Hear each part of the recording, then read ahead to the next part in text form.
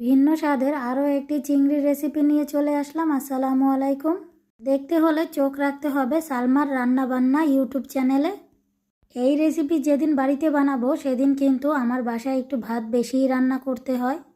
প্রথমেই আমরা নিয়ে নিব চিংড়ি মাছ। চিংড়ি মাছগুলোকে বেছে ধুয়ে নিয়েছি। এখানে আমরা চাকা চিংড়ি নিয়েছি। এই চিংড়ির আরও কোনো নাম থাকলে অবশ্যই জানাবেন। আর নিয়ে নিয়েছি নারিকেলের দুধ। এবার আমরা চিংড়ি মাছগুলোকে হাফ চা চামচ লবণ আর হাফ চা চামচ হলুদের গুঁড়ো দিয়ে ভালো করে মাখিয়ে নিব।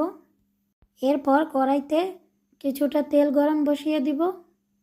তেলটা মিডিয়াম গরম হয়ে গেলে চিংড়ি মাছগুলোকে দিয়ে দিব। অপেক্ষা করব এক পাশ হওয়ার জন্য, হয়ে গেলে উল্টে দিব। উল্টে পাল্টে সবগুলো চিংড়ি মাছ ভেজে তুলে নিয়েছি। এবার একই তেলের মধ্যে পেঁয়াজ কুচি দিয়ে দিচ্ছি হাফ কাপ, দিয়ে একটু নেড়েচেড়ে মিশিয়ে নিব। মরিচের গুঁড়ো দিয়ে দিব এক চা চামচ, সাথে নারকেলের কিছুটা দুধ দিয়ে নেড়েচেড়ে হলুদের গুঁড়ো দিয়ে দিচ্ছি হাফ চা চামচের থেকে একটু বেশি। নেড়েচেড়ে দিয়ে দিব স্বাদ মতো লবণ। এরপর মশলাগুলোকে কষিয়ে নিব যতক্ষণ না তেলটা উপরে ভেসে ওঠে। এরপর বাকি নারকেলের দুধটা দিয়ে দিচ্ছি, দিয়ে সাথে আরও কিছুটা পানি দিয়ে দিব। এরপর দিয়ে দিব ভেজে রাখা চিংড়ি মাছগুলো, দিয়ে একটু নেড়েচেড়ে মিশিয়ে দিব।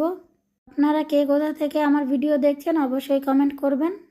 10 মিনিটের মতো রান্না করলেই হয়ে যাবে। এরপর দিয়ে দিব হাফ চা চামচের মতো জিরার গুঁড়ি, দিয়ে নেড়েচেড়ে নামিয়ে নিলেই তৈরি হয়ে গেল আমাদের মজাদার চাকা চিংড়ি ভুনা। আজকের রেসিপি ভালো লেগে থাকলে লাইক, কমেন্ট, শেয়ার করতে ভুলবেন না। ভিডিওটি দেখার জন্য সবাইকে ধন্যবাদ। সবাই ভালো থাকবেন। আল্লাহ হাফেজ।